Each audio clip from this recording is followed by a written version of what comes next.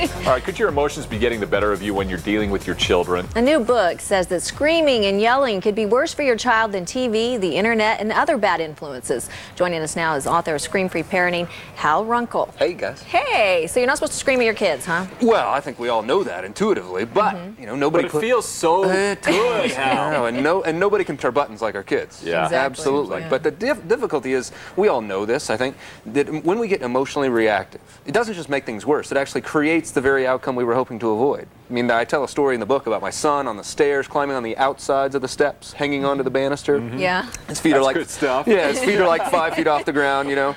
And I'm at the top of the stairs. But what happens if I give in to my panic? What happens if I yell at that point?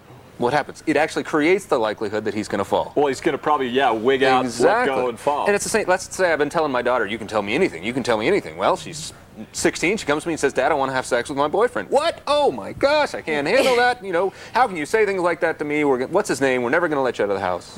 What have I just done? I've just eliminated myself as a resource, and I've just created Romeo and Juliet. She's now going to run to that guy or some other guy, all because I couldn't handle it in the moment. You just don't scream, just lock her up. There you go. Put the Velcro suit on and stack her to the wall. Yeah. It's just about learning to stay calm no matter what. Just create this sense of pause, and that, in essence, gives me the sense of authority that I'm still the adult. But that's not easy to do. Yeah, Oh my gosh, it it's simple, but it's not easy. Absolutely. So what do you tell parents in your book? That it's all about learning to focus more on you than on your kids, and that's difficult. Because we were used to totally orbiting our whole lives around our kids. Yeah, we it were was talking interesting. about You said that your life doesn't revolve, it shouldn't revolve around your Well, think of the children, message we send to kids when you're the whole world to me, so you better not mess up. I can't handle it if you misbehave in the store. I can't handle it if you don't obey me. And when I can't handle it, I lose it, and all of a sudden now you are in control of me because I can't handle my emotions. Instead, realizing, you know, no matter how you behave, how I behave is up to me. And so, you know what, you leave your bike out in the yard.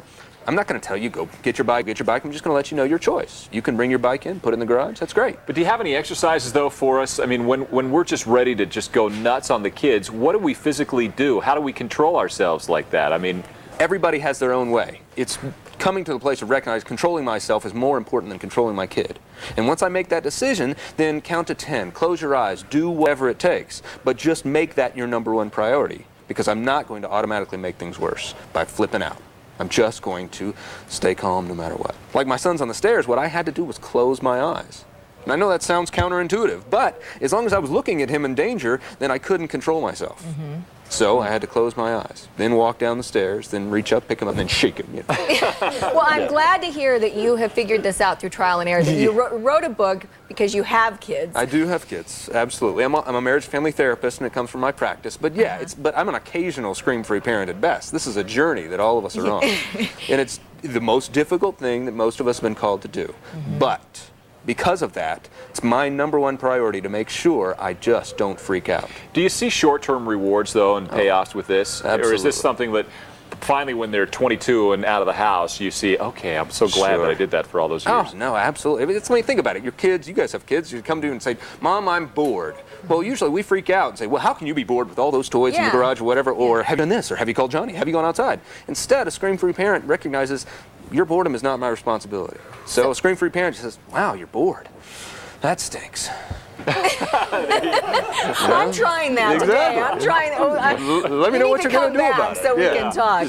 We're already out of time. Yeah, exactly. The book's called Scream-Free Parenting, Hal Runkel. Thank you so much for coming in. Can you get this at any store, Amazon.com. You can go to our website, screamfree.com, and download a free copy of the first chapter. Oh, great. So screamfree.com.